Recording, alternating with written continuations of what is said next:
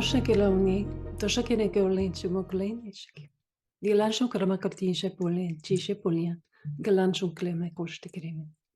Hello, everyone. Welcome back. The 15th episode in the Bringing Light to the Darkness series. I'm glad to see you again. And thanks for standing by and returning to the channel, even though I don't record very much. So thank you all. It's been a really beautiful winter up here in Alaska. We're getting, even though it's still really cold out, we're still sub-zero most nights, but there's so much light, and pretty soon we'll have so much light we can't turn it down and we can't turn it off. And by summer solstice, it'll just be light. So I'm loving it though, and I'm sending you all a beautiful gift of northern light here as we kind of jump off into the 15th video. And trying to think what else is kind of new. I have the Telegram channel is growing. I am off Facebook. If you've messaged me there, I'm not there anymore, so you can find me on Telegram. The link is below for that. And I've been doing a really interesting series of videos for a large Russian channel, and it's really been cool to learn a little bit more about the disclosure community over there and kind of plug into a different audience. It's been quite awesome. Some of those interviews are still they're translated into Russian, but they're also available in English. You can find them on the playlist, my interview playlist on this channel. And I have been, I'll talk about this in the next episode, retrieving memories from Montauk, some of which were very related to what I was viewing in future time from the 1970s in Russia. So that's kind of what hooked me up with the Russian connection, right? And client sessions. I have been incredibly busy, and thank you all. I want to thank my clients and everybody else who's making a huge journey right now. There's lots of stuff coming up, of course. These last few years have been intense, right? I mean, I think lots of you would agree that we're all moving through like our most difficult material is really up now. I'm imagining that for a lot of you, you can relate to that. But what I'm seeing, and I guess we'll dive in off the deep end as I perfectly happy to do. I want to talk about sexual abuse briefly here and just say that if you have that in your history, you guys know if you've watched the channel that I have enormous amounts of sexual abuse and sexual trauma in my history. I've worked really hard to get clear of that, but the reason that's important that we work with, I mean, all of our trauma is important that we face rather than hide, because it will truncate our life force energy enormously if we don't. But the sexual abuse in particular is one way. It's like almost like a dark technology that's been used to harness our co-creative power and take us away from from the routes back to sovereignty. You know, once that is co-opted, and there's often shame and humiliation attached to that, and usually connected to the second gateway, the second chakra. It's very difficult to live fully in this realm if we've got that going on or had that in our past. Maybe we don't even know it. So it's time to really get that moving out of the collective shadow and into the light and transmuting all those energies for the better, because it is, I'm a big proponent of this because I know how much it's liberated me to move into a healing stage with that and to reclaim my own. It's co-creative power, you know. I mean, human sexual energy, there's a lot to that, and it's united with the divine cosmos, and that's our birthright. It's a unique signature as humans to have access to that, and that's ours. That doesn't belong to dark forces. So we really have to take that back. And I want to just thank everyone who's gone down that often difficult and lonely emotional journey to take yourself back from whatever happened to you, probably as a child. That's often where these things come from, but not always. And I want to say too, sexual abuse is across demographics, across cultural lines, and often is thought of as a women's issue, but I see it in a lot of male clients that come to see me. Bless those men as well, because it's such a tender place for all of us.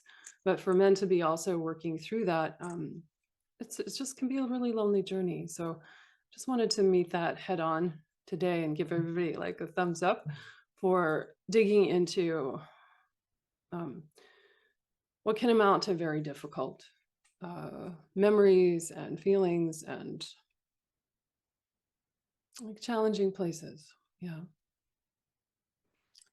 One of the things that I've been thinking about a lot, and I kind of go through these cycles in my own journey of looking at the big picture and kind of what are my lessons now and what am I on track with like the mission? Am I here doing what I came here to do? And so it's always bringing me my inner reflections are always bringing me back into like the bringing light to the darkness theme, right? And the topic of like enslavement and liberation, like I was just talking about that as far as humanity being enslaved, if our collective energy, sexual energy, is co-opted by the larger matrix, we can be enslaved in some way. But also the topic of liberation as well. And I see so much. I always hope my journey is inspiring in some small way to other people. Like, because often I'm asked, how did you become well? Through some kind of miracles, I'm sure. And it's a work in progress, right? But so much about my thoughts move into the territory of how we become liberated on a personal and collective level, and how can we do that work together? How can we support each other to be our best selves, moving into a higher octave of Earth's expression here on this planet? How can we do that together? How do we support each other?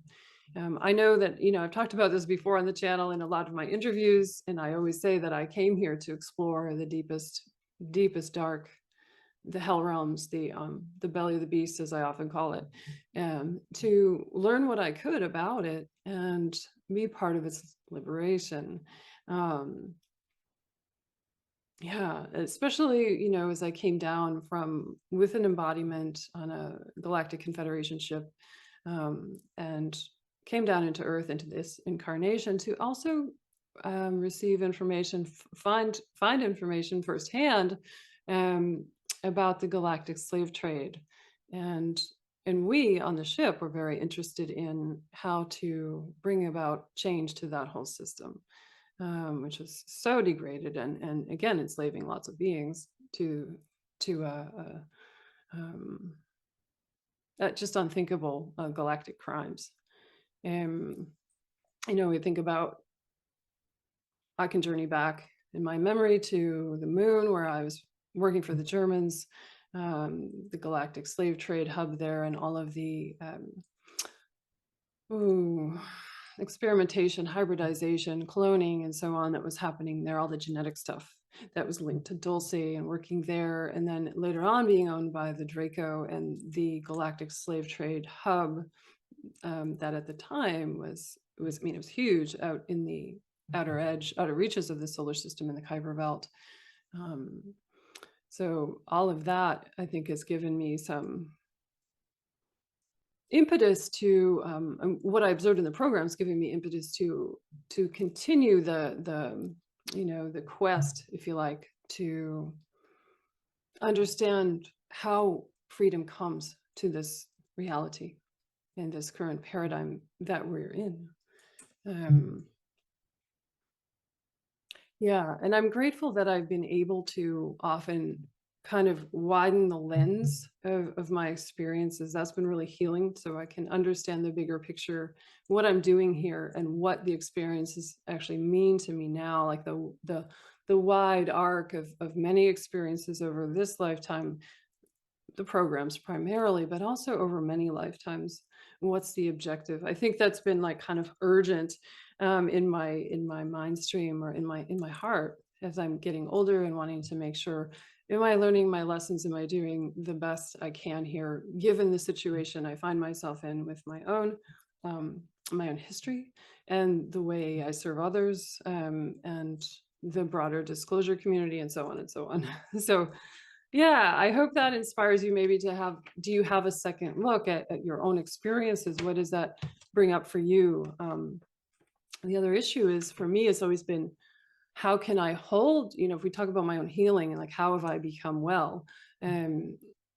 Moving beyond, I think, for me personally, like a really polarized mind state and away from these hard lines of contraction that keep us separated. So kind of away from that um,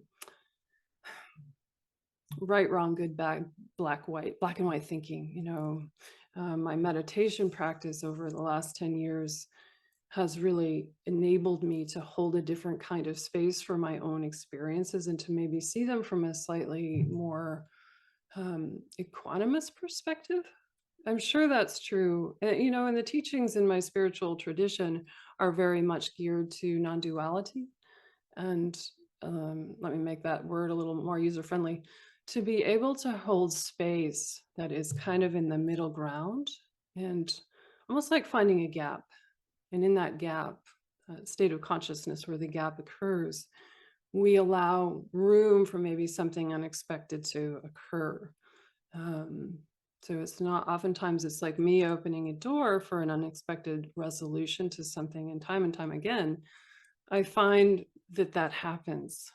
I can't quite explain how, other than to say, when we have the intention for something new to occur, we all have the intention for something new to arise from the ashes of this planet right now. And I think we are on our way. I'm pretty optimistic, despite what it might seem like on the surface of our planet. That intention, again, coupled with the energy of the co-creative cosmos that we're working with through intention, harnesses an energy that begets other outcomes. I think there's something magical to that. So moving beyond my own, I went through really dark periods where, I was very much in like, the victimization of the programs and the enslavement of my being. I mean, I was a slave. I was a combat slave, often called a super soldier. I was owned by races. I had a number. I didn't have a name. I was nothing but an asset, a weaponized asset. And it's completely dehumanizing, right? But I've come away from that sort of victim consciousness and into a much broader inner awareness that has really been caused these huge shifts in my perception that have allowed me to, it's all in my belief systems have had to shift enormously to accommodate all of this abuse and all this trauma, but to almost like watering the seeds of new life, even in polluted ground, allowed something like a garden to emerge. And that's kind of the place I find myself in now. I'm also very sure that if I hadn't come up with this particular mission, I would have gone into some other direction of hell realm, just because my temperament is so like, I want to do something extreme. That's how I learned my lessons, right? Makes sense. Like all of this stuff makes sense to me. And I also feel like how do I say, like the birthing of this new world, if you like, is not going to be had by using the same kind of ideology and reactivity that's gotten us here and kept us here in the beginning. A lot of that's a program, the duality program, right? And for me, again and again, I just to underscore this, I've had to open a space that is much more equanimous, compassionate, very self-compassionate. And I also feel it's how would I say, like a mark of spiritual maturity to open one's awareness to a broader perspective, to hold space for the unexpected to occur using great discernment, and to live with some measure of uncertainty. A lot of times on my own journey, maybe something's unclear or I haven't arrived at a conclusion about something, and I'll sit with that for some days or maybe even some weeks. But wisdom always arises from that place. I'm really grateful. So I want to talk about some examples of that, and we'll go into like the Tia and Bella, my grandfather, and Six and other players, and are so much a part of why I've, the other outcomes that I've had as a result of being a little bit more open-minded, and the unexpected absolutely coming to play with the different actors on the stage of my life, right? Darker players and what has happened in the healing aftermath all these decades later has brought a lot of light in unexpected ways. So this is all stuff I've been kind of contemplating, and also like encourages me to keep being open in times that I want to contract or feel closed. And that can include, like, that lesson or that teaching for me can very much include, maybe I'm having an interpersonal interaction that is difficult and I kind of just want to shut down and go away. But all of this is a sort of a training for me to, like, well, how can I stay open to what's occurring and not just shut down? How can another outcome be born?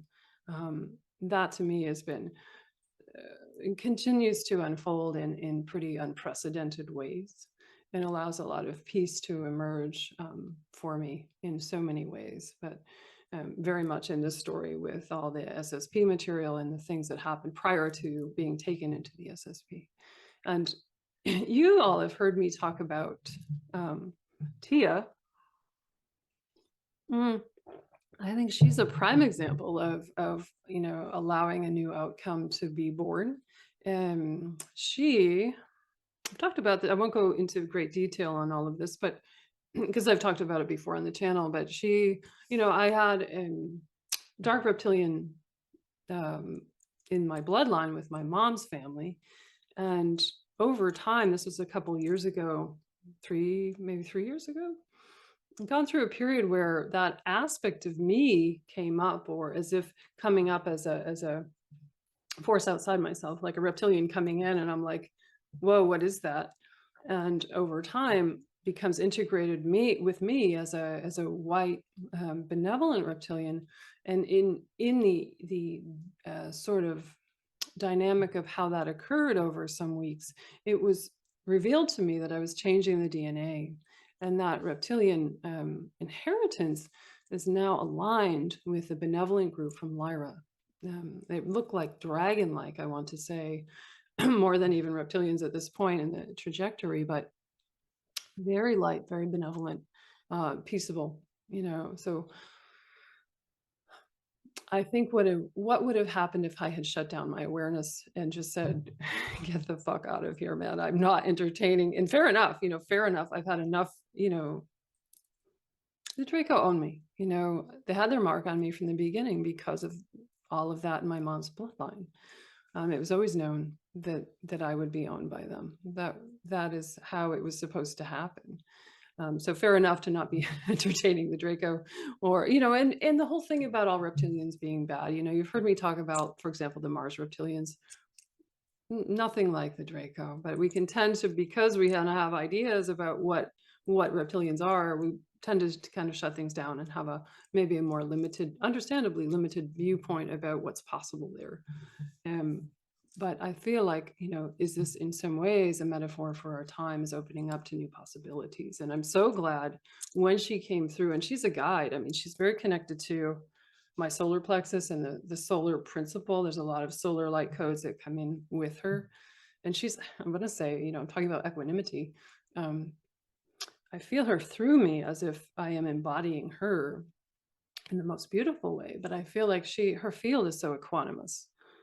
Like, there's no reactivity. There's this calm stability, groundedness, and of course light that comes with that. But I think, what if I would have shut down that whole process?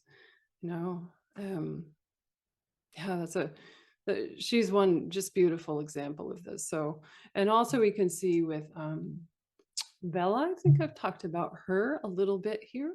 I can't remember. This series has drawn out over almost 3 years now, so I don't always remember what I've talked about completely verbatim in the earlier videos. But she's an ant being, and the ant beings, insectoids, were featured heavily in my early life abductions. So, yeah. And like, what comes up for you when we think about insectoids? It's not always very good. She came in, how many years ago? I don't remember. And it was, I had been doing some light work with another group of healers for people, and like a group healing session, right? And extraterrestrials started showing up, and I was, what is this about? And she was among them, like receiving light, receiving some kind of quantum healing, and we made an acquaintanceship, you know, very kind of how would I say, with some I think caution at first, of course, and you should always use your discernment. Read the energy, always read the energy. And she had been enslaved, you know, by the Orion group to work in these, like the abduction lab, you know, kind of scenario. But those ant beings are not, there could be, maybe there's negative groups of those ant beings. I'm not aware of them, but the ant people have helped the Hopi. I mean, they feature in the cosmology of Hopi as far as, you know, the ant people actually saving them from starvation. That's an interesting reference, but there's some kind of cosmic karmic resolution that happens when, like, for example, with her, like her coming in and making relationship and saying, you know, something different happening. And I want to read a little bit of what she said. Let's see.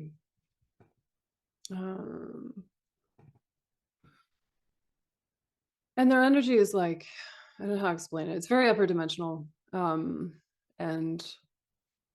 it's just it's kind of a gentle energy, I want to say. Oh, I can share a drawing that I made of her as well. Sorry, guys, I'm just loading a file. Yeah. This is from, I think, 2020. May 2nd, 2020, yeah. And Bella says, ant, the word, is only one form for us, our 3D appearance, as you've noted. We are written with a cosmic code built of light, a mandate of sorts to help make right. We have helped, we have harmed, and have been harmed. Many were wounded and some never return. It is true I speak as an individual voice, but together I am with many, and we share as if one body, one mind.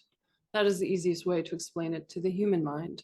It is true that members of our race, our ant family home, have been co-opted by negative sources to serve negative ends. So you were affected, and so we make amends. We find this fitting. Yeah, that was a few years ago. And all these, when that passage came through, all these kind of glyphs kind of floated down through my field. Yeah. And I remember when I was, I remember when I had a period of going with my father to chemo, to get chemo and radiation when he was going through his cancer treatment. And she would show up wanting to help people. I mean, wanting to heal. I feel like they have a pretty tremendous ability to heal with their vibration. But as she says, you know, they can't really work with humans because they look too scary. Let me do a little screen share and we'll see if I can. I've been doing some drawings of some of the beings that have shown up in my experiences over time. And this is one that's been on the easel more recently. Let's see. Yeah, you can see that. I'm trying to work really large. This is only maybe, it's not quite 3 feet. So you can see, I'd like to turn these into paintings as well, but at least I'm doing something in the studio. And you can see the light language in the background. Let's see if I can get a close up of that. Oops. Oh, there. Some of the, I mean, you hear me speaking light language at the beginning of the video. This is what it can look like in just a written form. Yeah, in the background there. So anything else about her?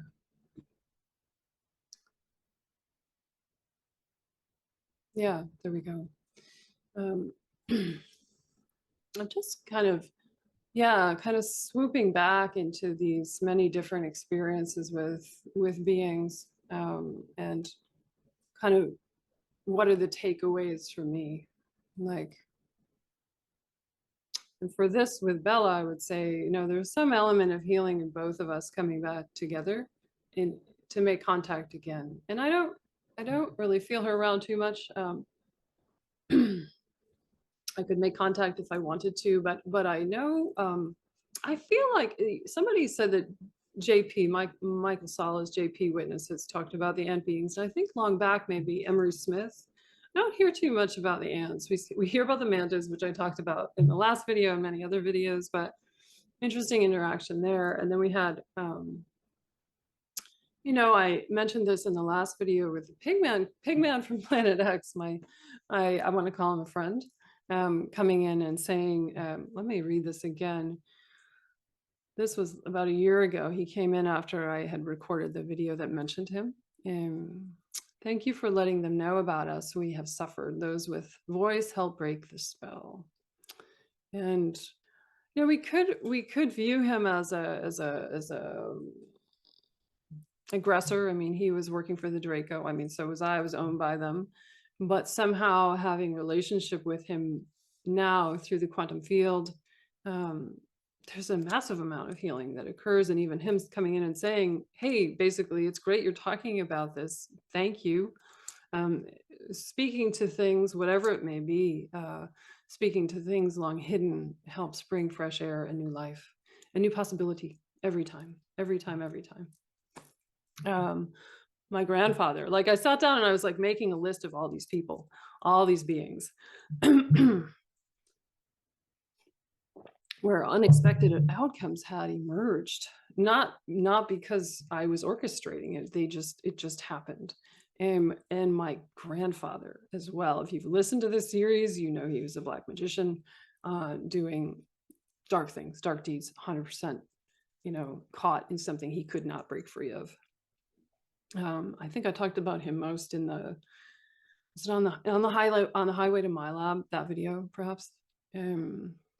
Just like his fifth statement is like him coming back and saying, basically, talk about this. This needs to be aired out. It needs to be aired out. It's not a problem to see my wrongdoings, he said. It's part of the plan.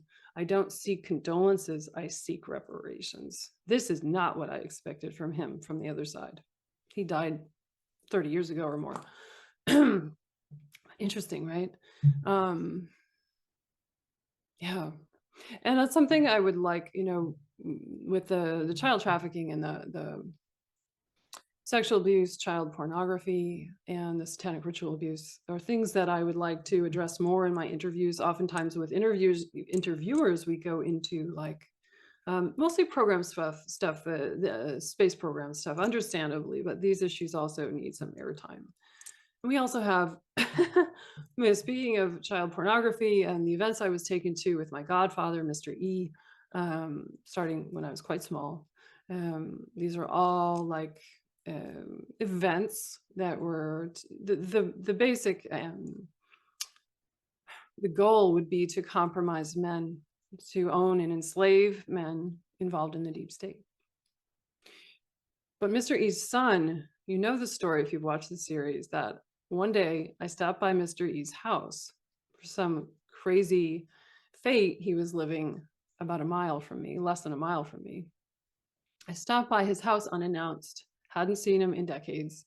Knock on his door. Who's there? His son is visiting from the East Coast. So Jay, we'll call him Jay. Jay and I have remained in contact for some reason. And what I understand about this, because he'll text me and I'm like, there's something else that is going to be born here. It's taking a long time, but I'm sure we're going to have a conversation about this. He's 5 years younger, but he's, you know, he's on antipsychotic medication. He's bipolar. He has trouble with his mental health, and he has a brother who killed himself. So there's some unsavory things. There's challenges there. There's trauma. There's deep trauma there. And I think ultimately, intuitively, I can feel how there's a conversation building. And so I've allowed, you know, we could say, don't stay in touch with him. There's no point to that. Like I could just as soon move on from any kind of person who was connected to him whatsoever, my godfather, that is. But there's something waiting to come to the fore, and I'm kind of just waiting for that conversation to happen. And which also brings us to 6, who I mentioned at the very end of my video, last video, number 14. So 6 was, and if I hadn't, it's just all like, it's all in line with the same theme of like, can I open my mind with some discernment, extreme discernment, and in what is coming here? It's the same thing with 6. 6 showed up later 2021, part of a breakaway group from the Orion Collective. The Orion Collective at that time being in complete disarray, being dismantled, being, basically jettisoned out of our solar system. A breakaway group who wanted to go after, seek sovereignty, seek freedom from the controllers. And 6 was part of that group. And he came in, I guess it was like November of 2021. And I was like, I asked my guides, like my mother and father, who are my parents from a previous lifetime, who are always with me, and Tiran and others, and my higher self. I was like, it kind of feels like there's something else that's going to play out here. I don't know what it is, but I'm going to like play along with this and see what's emergent. There's something I need here. I can't quite identify it yet. And it's so much in line with the soul mission, I guess I would say, of bringing light to the darkness, and also some kind of allowing some kind of karmic resolution to occur. So in the end of that story was 6, and well, I will break this down about my father living a parallel and tandem lifetime as an Orion Gray, somewhat shocking, but not, because it all checks out. It all makes so much sense. At the same time that I was living a parallel and tandem incarnation, still am, on the Galactic Confederation ship, those that I just refer to in my own sort of familial terms as the Light Alliance. But 6's group has gone back to their original star system from long back, long, thousands of years back, right? Into the Zeta Reticuli system. We often think that there's only negative that comes out of there, but back in history, we could say galactic history, there are groups that have come from there that are not negative, and I think that his original seed, let's say that's how he calls it, is back there, and he and this group have gone back to, it's almost like going back into it's not even with bodies, it's going back through their consciousness field into a place of greater freedom. And that's good on every count. Yeah, because they're out of here and they're moving into a lighter frequency, a higher frequency. That's my perception. And almost like we could say transmuting their own darkness. Yeah, so this too is in line with the paradigm of enslavement and liberation. Like a small group there, like seeking their own freedom is something else. And I'm sure in the end, let's talk about my father. I mean, I'm sure he came in to experience everything that he did, but also too, I think, to be part of its undoing in a kind of roundabout or backhand type of way. Yeah, like ultimately being part of this smaller group, going back, I would say, like going back to the source. And I'm sure he learned a lot in the process. And I'd always sense that my father and I go back somewhere into the Orion Wars. So most of you know, if you watch the last video or any of these videos, I've talked about him a lot. Hopefully I can be, all of this with 6 helped me to put all this in perspective and to understand completely my dad's journey, and through it my own. It's sort of like coming to a completion. And that's what kind of this material is all about for me. And 6 is a, how do you say, like a distillation, or he had a longer number. And it's like, if you take, in the last video, and I mentioned finding your birth number, just add up. If you're born on January 1st, 2023, you have a 9. Same with 6. That's what the name, the moniker of 6, the number means. It's a shortened identifier.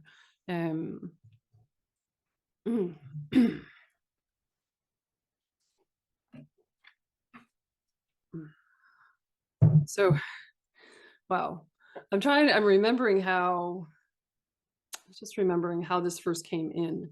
And on, what was it, 1231, I wanted to read a couple passages here. Let's go into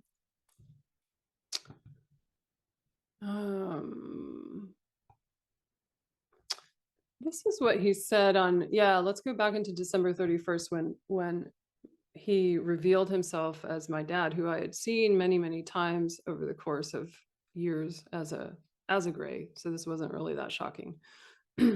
It all checks out. And what I didn't know, the only thing I didn't know already was that he was active with Orion while he was living his human life.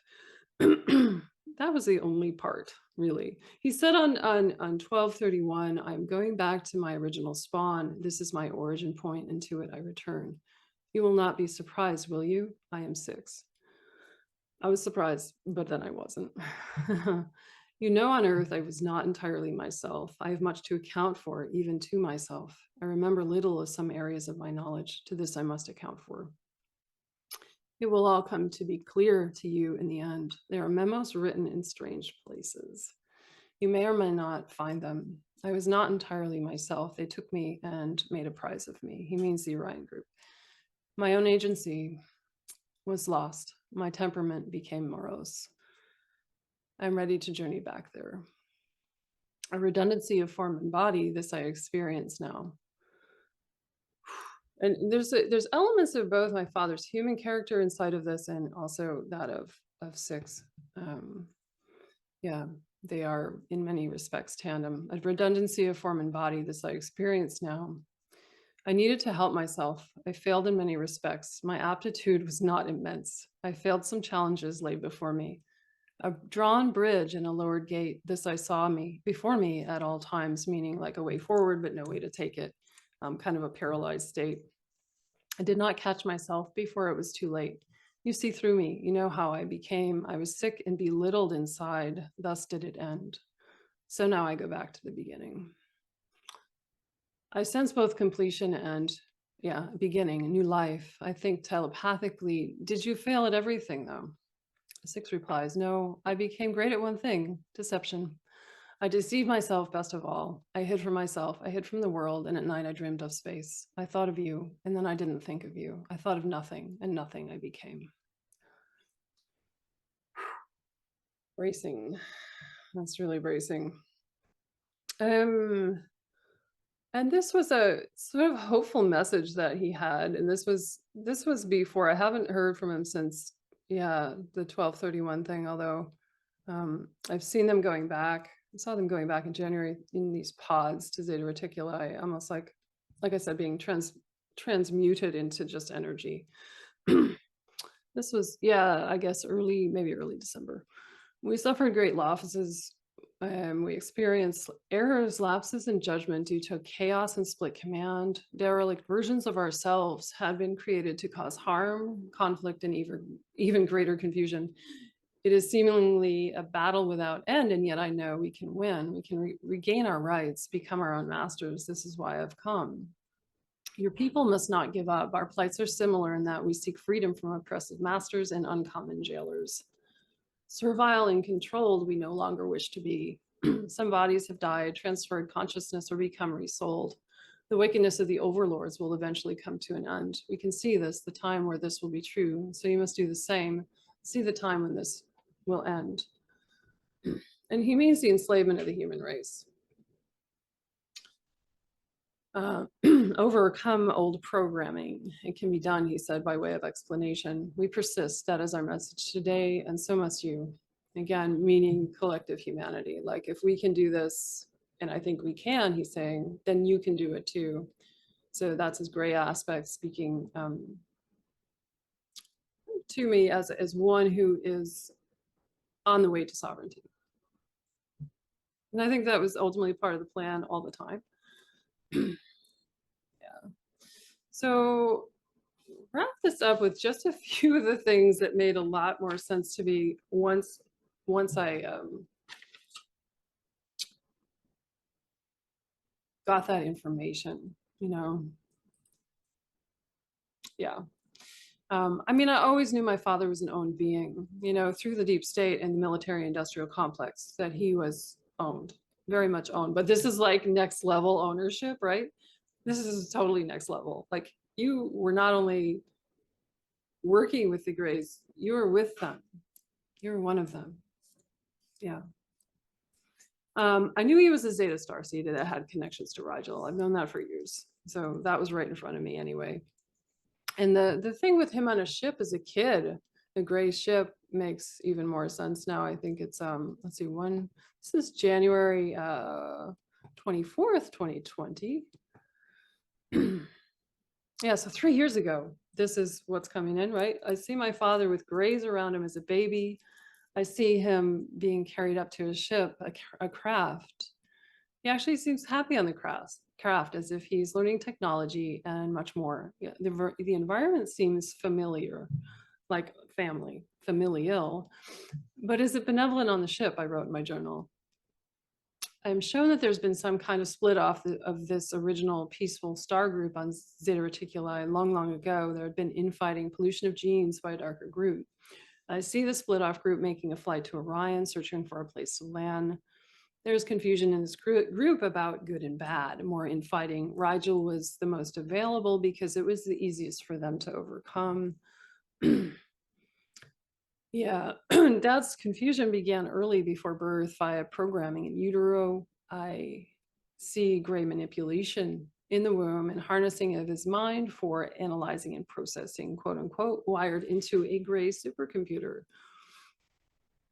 Yeah, again, I see infighting and breeding, interbreeding and internal group confusion resulting in a damaged race, always looking for power and a way to become, quote, whole again, a lost race. It was his only sense of freedom and happiness as a child going up to the Greys. Yeah, so again, that was 3 years ago. And yeah, this is all checking out. And you know what I said in the previous video about my father, you know, working with the aerospace industry and the military, you know, receiving higher help. Yeah, you think he was getting help from the Greys? And it reminded me again, I was, you know, thinking about this. I shared it in the last video, let me do this again. His personal note on, it was kind of cryptic. It was, I'll share this again. You'll remember this if you saw the last video, because it's kind of shocking and mind-blowing in a weird way. This was the one, it says the concept of sensor union based on angstrom spacing of neurons in the brain, being tuned to molecular or atomic wavelength of certain substances or masses. Well, that's a mouthful. For detection, artificial implantation of such receptors, and so on. And it's getting at, I want to thank a viewer named David who pointed out that, and I couldn't even read that what that was in the brackets there. The RXTX means receive and transmit, receive and transmit. So we're talking about operating people's minds. Are we sending them information? It's the kind of mind control, or maybe psychotronics relate to mass psychology. So implantation and so on. I've been over this in the last video. I'm not going to spend time on it much here, but just wanted to say, like, was this information he was kind of downloading from the Greys, for some of his work projects. It's a little bit much. The sales pitch vision, as I call it, you know, when I was, well, this was a few years ago as well. You know, I'd mentioned receiving a meditation several days running. The vision of him with a couple of Greys, guys in Navy uniforms, guys in suits, and they're pushing papers at him and saying, this is for the betterment of humanity. I mean, he's basically signing me off to be used in the programs. That vision makes so much more sense now as well. Yeah, and if we think too about, you know, my mother's bloodline, we have all of the dark ritual stuff and reptilian stuff going down through her German ancestry, our German bloodline. And then, so we have a kind of the reptilian on her side, and then we have Orion on my father's side. I mean, and then my brother and I being bred for the programs. Like I said, I always felt my mom was destined to have more babies. She had a hysterectomy, so she couldn't. But this is a breeding program. This is something that was, I think, predestined in a way, at the soul level, with my own consent, to bring light into the dark system and be part of its undoing, as I've said. So, and learning a lot about enslavement and liberation in the process. So, and then the last thing too is about, I'd seen my father, particularly on his deathbed, as a gray while he was alive. I mean, a little bit shocking, but tell the truth about that. And this was from, this is kind of short, I'll just read this. This is from, he was in hospice. He died just over 3 years ago.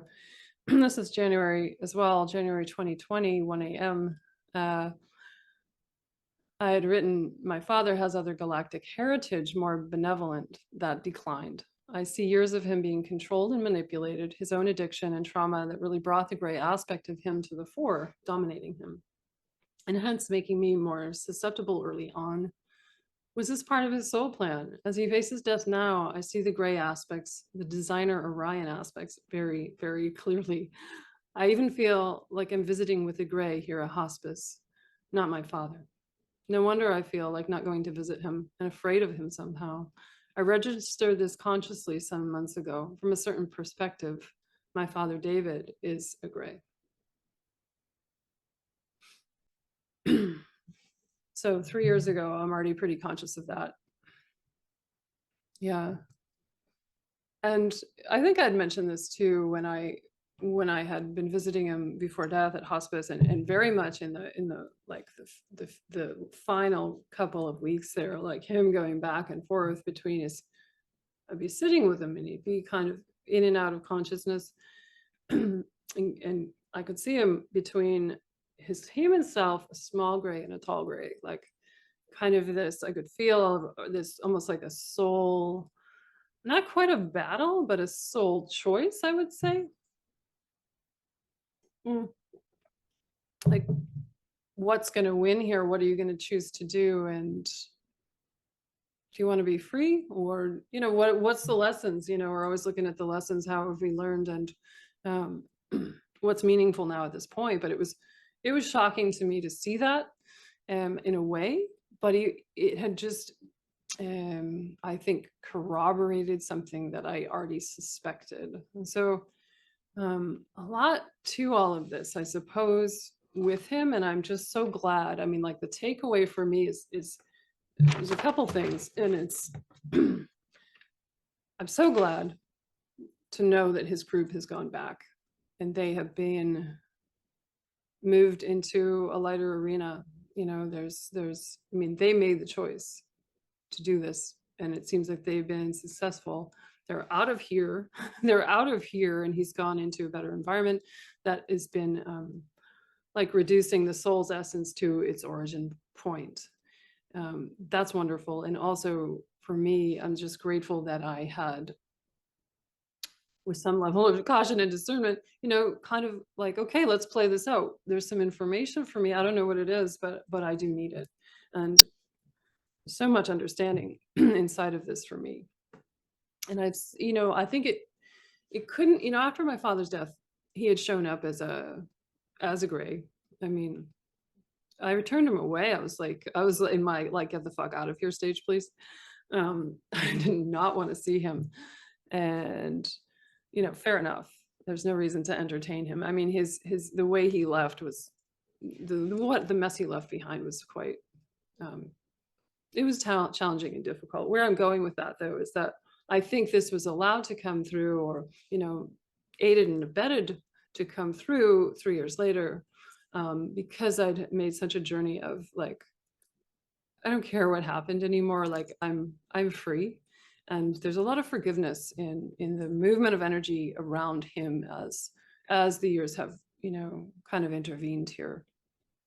So, and like I said, I have observed them through psychic vision, like as if in pods, for that transition out. And something going on with it. It's more of a, not so much of the, like the body's just disappearing and moving into a field of consciousness, which is best case scenario, right? I love that. And let's move into, I wanted to talk, let's go into my own other, we could say avatar, or my own galactic experience with the Galactic Confederation. There's a journey I've had to make with that. And also, speaking of pods, I want to talk about the pods on the ship and the pods where I rest. There's new understanding that I have about why it's been so difficult for me to stay with the topic of my involvement there. And you notice if I speak about it in interviews or here on the channel, I kind of run in the door and run out pretty quickly. It's not something that I stay with to speak on at any length. And a memory came in. This was in the early fall. At some point, it was in the second half of last year, of being tortured in the cages at the naval station north of Chicago before I was sent with Dean, my twin, to Mars. So the point of that was that I would never remember Tiran, the Light Alliance, my position there, and I would never ever speak of it, because I noticed over time that what comes up for me, and I can feel a tiny bit of this now, is shame and humiliation. Shame and humiliation coming up around this facet of my life. Isn't that ironic? Well, it comes from programming. So because I know part of my journey is to relate more fully to them now. This is a tandem experience going on now. And it's part of the mission for me to step into that more fully. So it just, again, some, new information helping me make sense of why is this here? Why is this reluctance? Why this resistance? Yeah, it made a lot of sense. And I'm all the more reason, because of, what was done, all the more reason to reclaim my power in this area and to begin to relate to it more fully, and also yeah, it's a kind of fulfilling of the mission. This was also written into my script by me. So, and Tiran, he's if you've watched the series, he's my mate. He's from Procyon. However, not originally. We'll talk a little bit maybe about that here. Nordic, and I know I think it was maybe like the third video. Was it the third video that I talked about him, and like he had come in as a wolf dog, because my relational wounding is deep. Like really, the betrayal and the trust issues and things like that are so have been so intractable. I've done a lot of healing on that aspect of my life. It's ongoing, but yeah, he'd presented himself in a way over time that was more like manageable for my trauma, my level of trauma with all this. And now where I'm going with this is that I'm able to relate with him face to face, like another being. I won't quite say like another human, but yes, kind of like that. And I feel him around all the time. I can feel him now. I mean, it's a beautiful signature, and it's me coming more and more out of the belly of the beast kind of trauma has allowed me to relate with him in a much more clear, direct way. And that's just fantastic. Let me read a little bit about, are you tired of me reading yet? Let me pull up, where are we? Yeah. A little more information about him. I was asking him about origins. Like, can you say more about, I'd ask him, can you tell me more about like yourself? Like where, tell me about your group that you're from originally. And he said, we have had many migrations. This was also later last year. I can go back and forth with you and take your origins for my own. Me coming from Andromeda, that is. His origin isn't originally Procyon, and he said, we are vagrants of a sort, wanderers in a way. And I understand that through me, he can experience a realm of peace, unity, and stability. His original home was overtaken long ago. And so his people ended up on Procyon. And we, Tiran and I, kind of marry into each other's place of origin and partake of each other's backgrounds in a way, which I think is beautiful. We had a mission, let's say a mission to do together. Was personal and in more of a galactic way as well.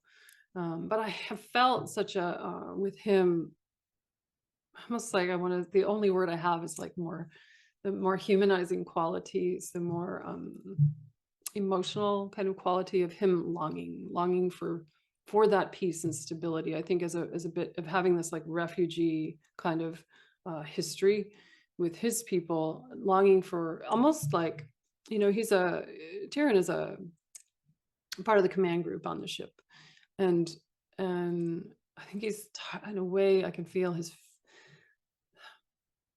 wanting of rest almost, or wanting to move into a different, not that he's totally mission oriented, he's not going anywhere with this, but I could feel his longing for other things and a kind of cessation of this aspect, moving, like ready to like, let's move this into another octave of expression.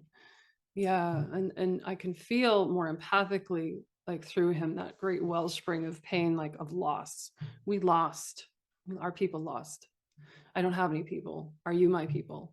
Like this more vulnerable aspect of him coming through. And yeah, the more, like I said, the more like quote unquote humanizing aspects of him.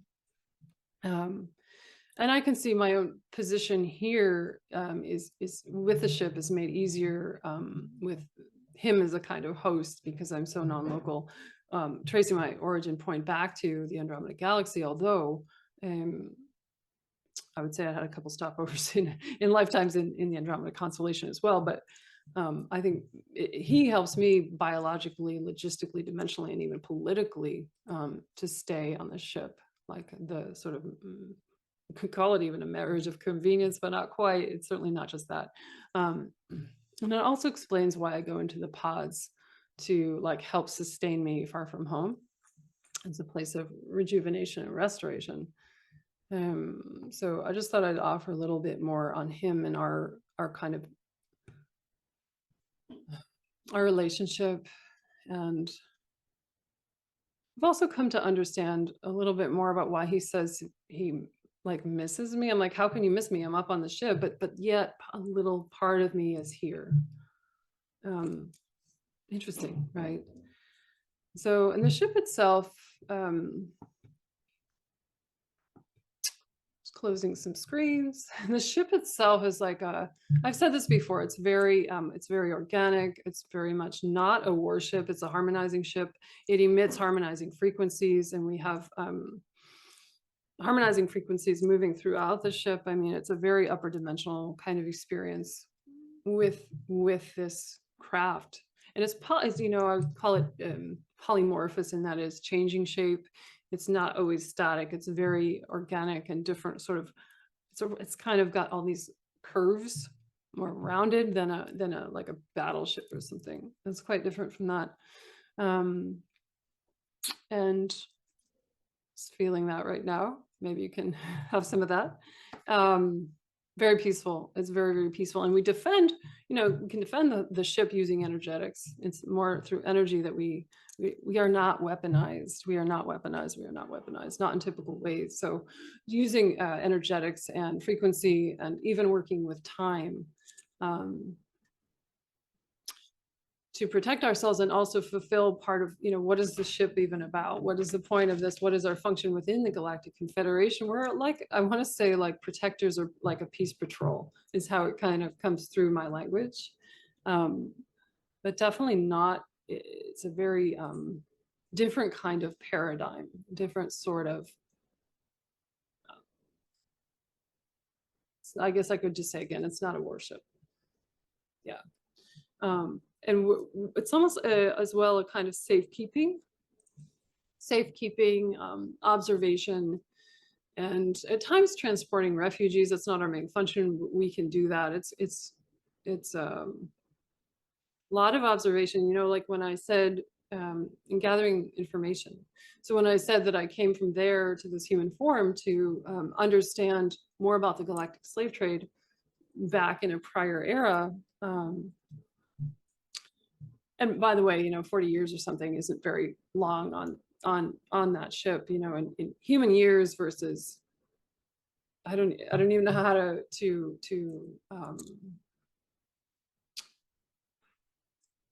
compare, you know, time there and time here is pretty different. But anyway, to learn more about the galactic slave trade, like we were hot to get information about that because at the time it was one of the biggest problems in the galaxy.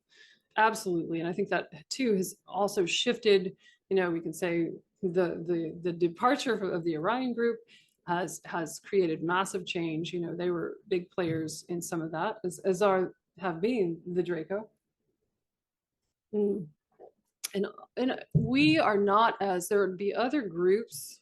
So we are part of the larger consortium of the Confederation, what I like to call the Light Alliance, because that's a lot more user-friendly to me. As soon as I say something like Galactic Confederation, it's like, oh, this is all big and official and I don't want to talk about that. But it's just more like a homey reference, the Light Alliance. But we don't intervene in the way that other groups might. We are more, as I've said, the harmonizers, you know, making sure we're staying in line with our, let's say, prime directives, our goals, where we can influence and where we can't.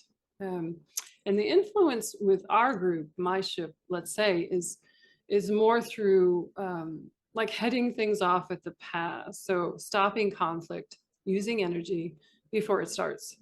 And I believe too that, you know, like as I dig into this more deeply and relate more with them in that aspect of who I am, I understand that that's going on a lot more than we realize, like that there's a lot more intervention than we think. We just don't know about it. And that's a complex topic, you know. Well, so why aren't they just coming in and saving us? It's not the role. We are being empowered to save ourselves, so to speak. But what else?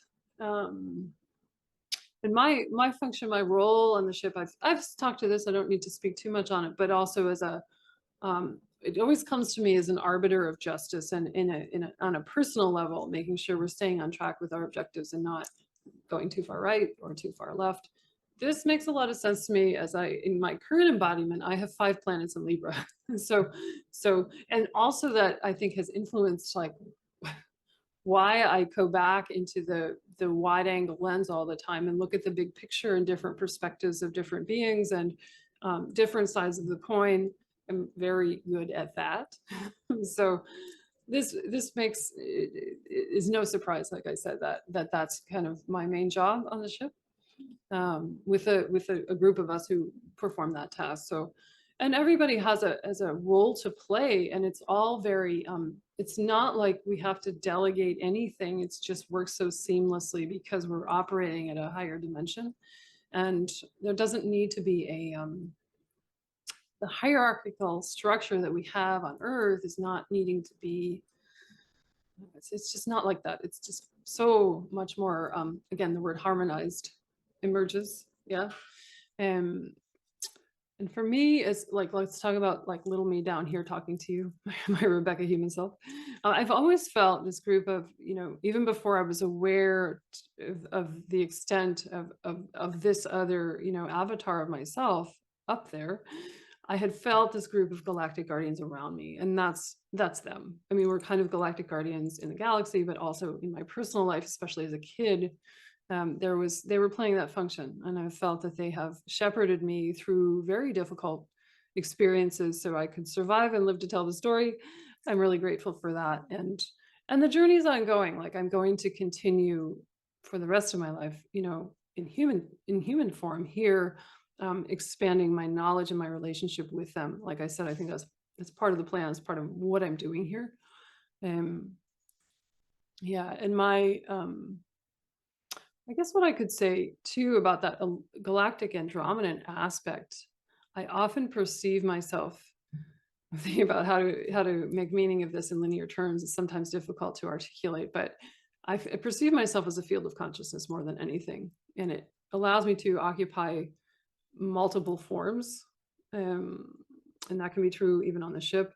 And also, I think that aspect of me was heavily abused in the programs, because there's a porosity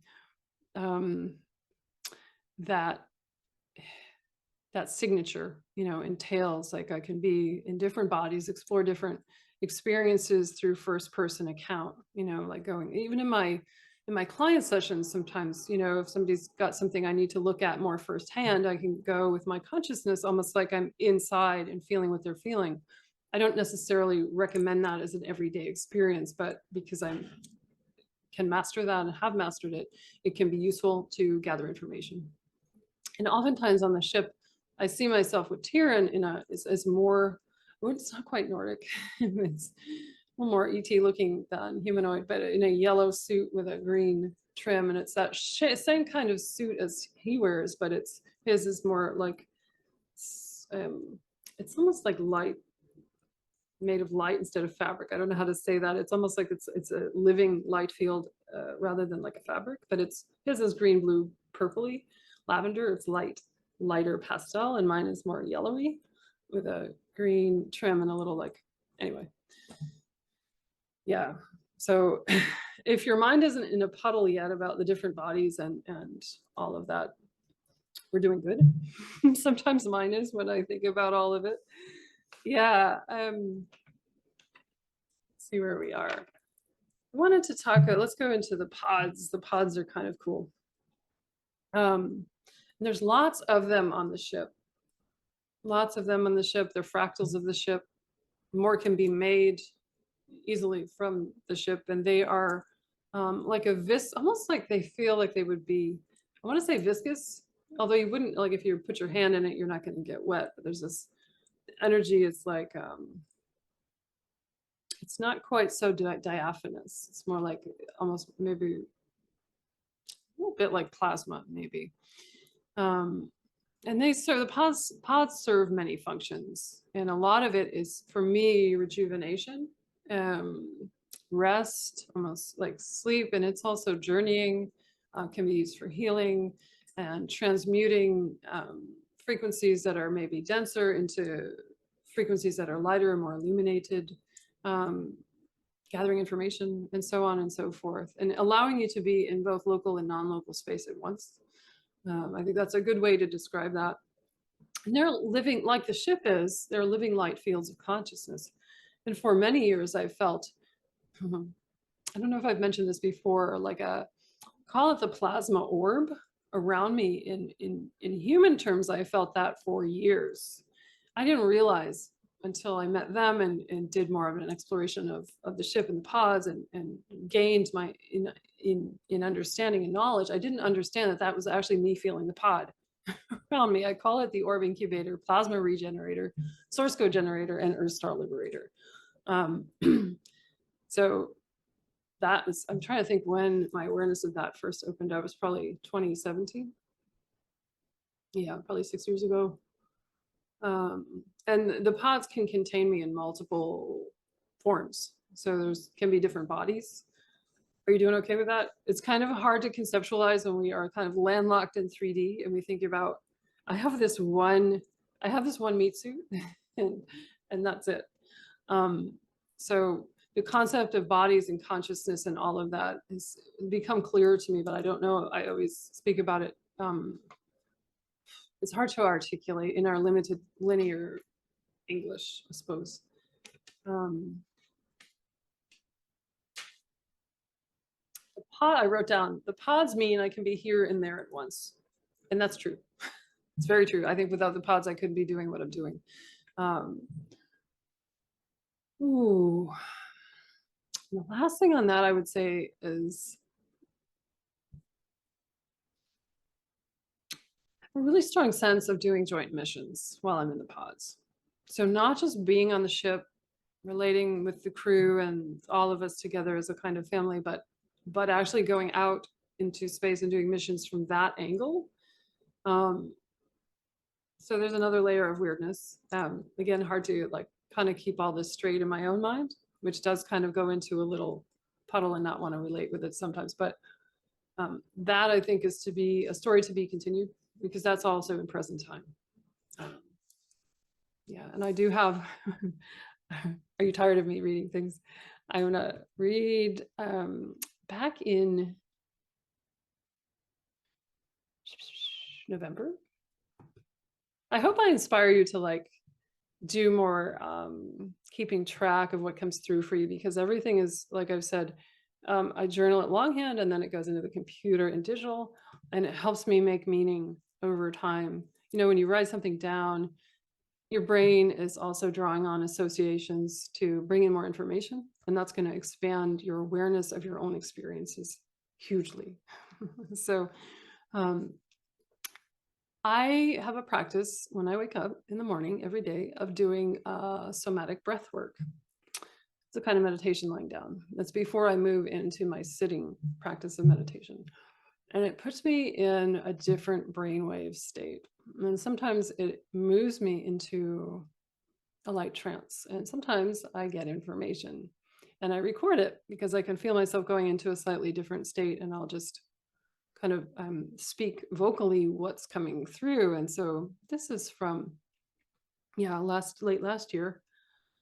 And we come upon another theme. I don't know, I want to share this because it might resonate with some of you. Like the verbatim language here is, I'm afraid I won't be able to live here if I connect too much with them. Like I won't be able to live well in both realms. I can't be in both places. But I know that's what I'm supposed to do. I'm supposed to connect more fully with them. And I'm talking about the Light Alliance, Tiran, etc. I'm supposed to be in both places. And I'm here, I'm accessing a different part of my subconscious mind that's saying, no, I don't think I can. It's too scary. And I'm wondering how many of you can kind of relate with that. I'm not the only person with an avatar out there doing stuff on Team Light. And then I continue. It's pretty interesting what came through. So I'll read at least part of this. There's people on the ship that come and go. I'm describing my own ship here. And some that are always on the ship. And I see dark-skinned people as well as Nordics and others. We all seem to have a similar ambition or intention. And we fight enemies using atypical means. I guess I've talked about that. It's technology we don't quite understand here on Earth. It's not a mechanism of war, it's a mechanism of light. Yeah, I know I can come into a higher octave of my own life expression through relating to them, and I've been resistant. People come and go on the ship through light beams, particles rearranged, matter, the permeability of matter. There's something in my cells that relates to all of this.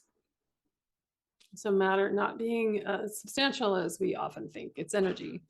It's important for me to understand the fear I've had of being caught between here and there without being able to live here or there if I deepen my connection with them.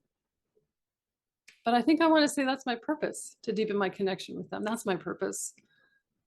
I won't be done with my mission till I do that. And you can tell I'm speaking from a different aspect of my personality that's more vulnerable, and like I said, these are aspects of the subconscious mind in a way. I feel these white, puffy, fluffy balls of life, almost like little creatures, again on the ship, like little animals or something almost. They come from another star system. They evolved with their planet.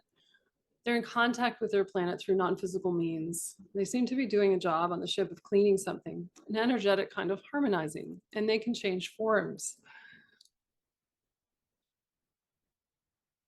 I feel a continuum. I feel myself existing on a continuum of light. So again, this importance of how matter comes and goes, forms and unforms, and how it has to do with the ship, how the ship travels, excuse me. This has to do with how the ship travels, absolutely. And how consciousness travels too. It can be local and non-local, and often more of the latter. Yeah. I feel myself getting frustrated as I'm speaking into the mic and I'm saying, I'm supposed to be with them. Or I could say, I'm supposed to embody more of my galactic essence there and bring it down here. I have to work with my throat. That's the place that it comes through.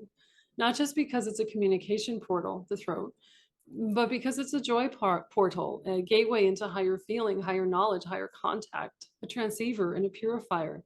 It's a way of understanding things at a higher level. So to help me understand my value, my worth, like letting go of old gunk, thought forms, negativity, and pollution in my mind, this will allow me to relate with them better.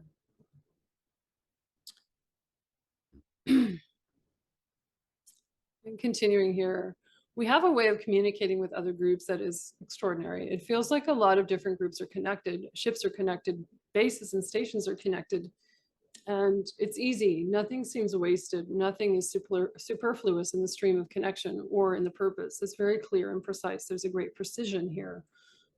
There's no hesitation, and there's nothing shaky or undecided. Yeah. And we're communicating through frequency, of course, through the quantum field.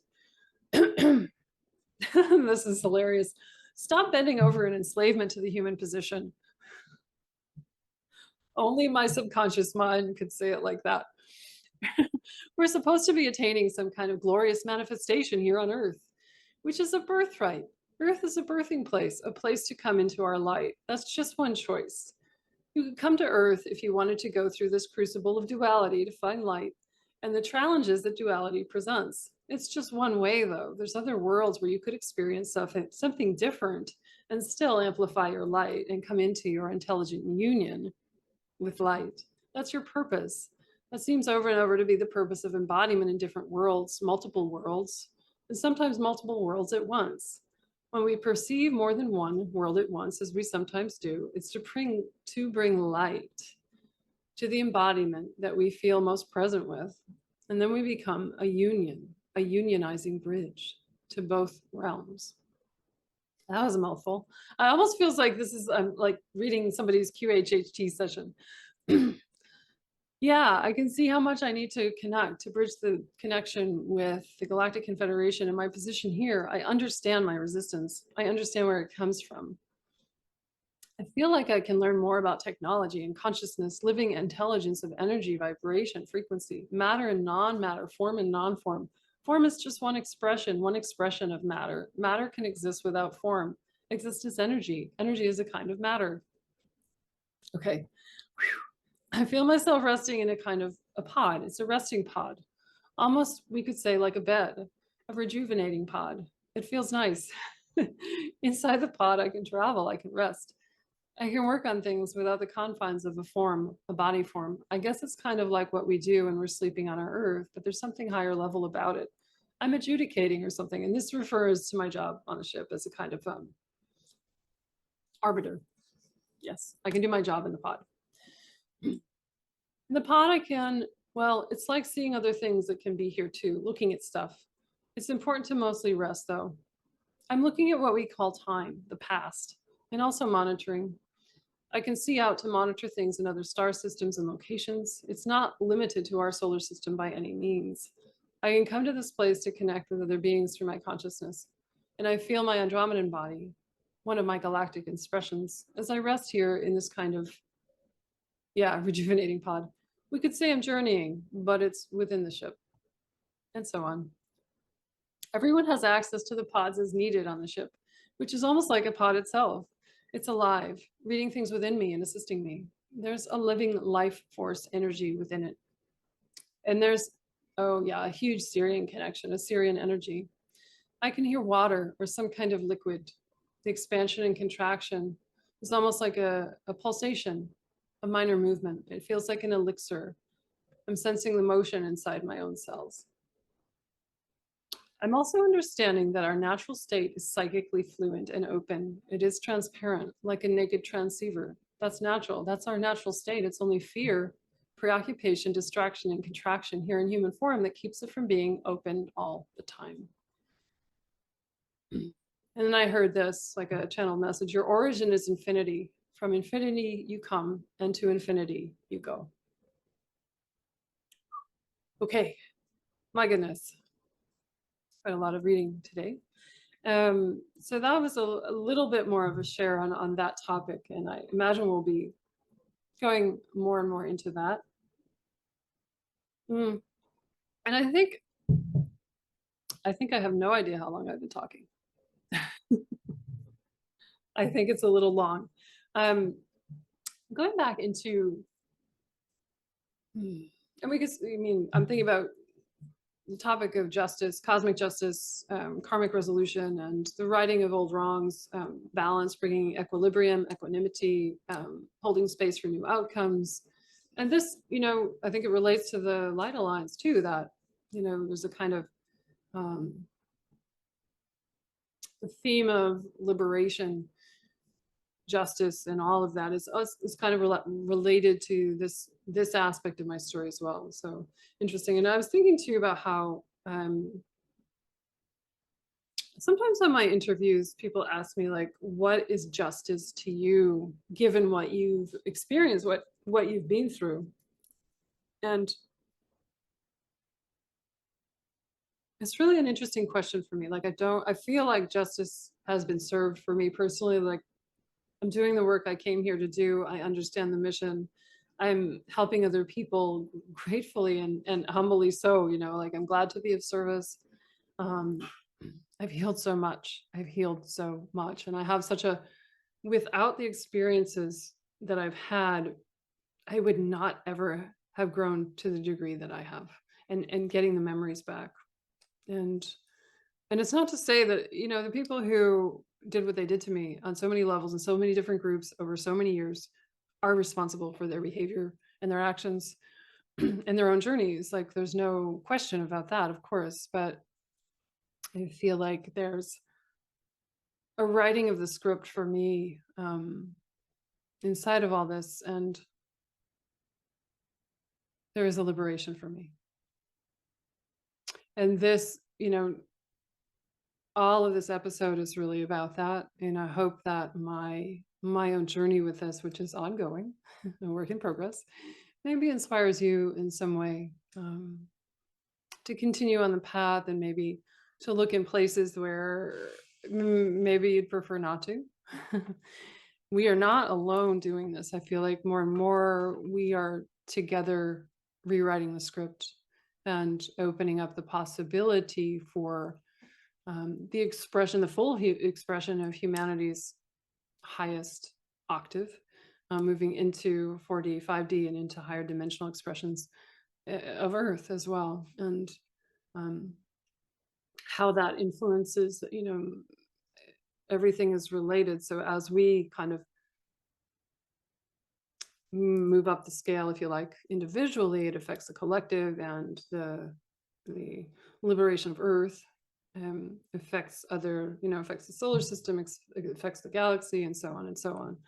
So our work on ourselves, our healing path, our awakening, our spiritual development, I often think is the best thing we could be doing right now, to uplift the whole collective. And don't ever think that what you're doing isn't enough. The journey is it's really here. I mean, I feel that very much when I observe my own experiences. So, and as I said before, like, if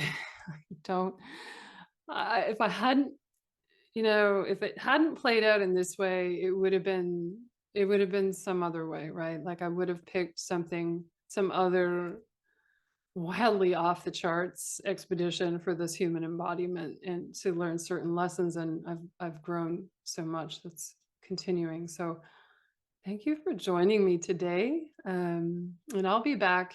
I want to talk about, I'm going to go into Montauk and talk about some of what I remember of the silver bullet, some of the silver bullet technology, how that relates to Russia. And let's see you in the next round. I want to really dedicate the whole episode here today to the liberation of all beings in all realms. We'll see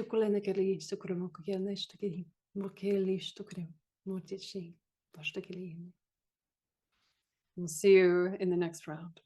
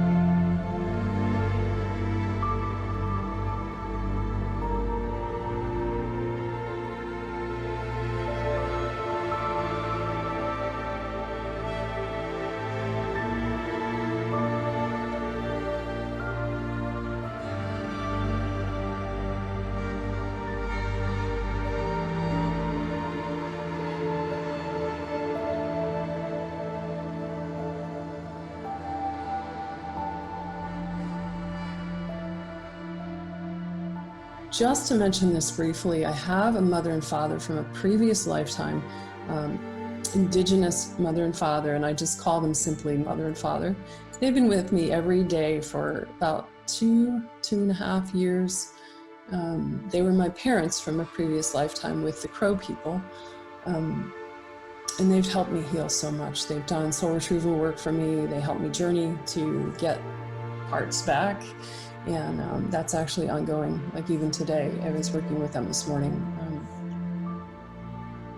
And their love is so beautifully unconditional.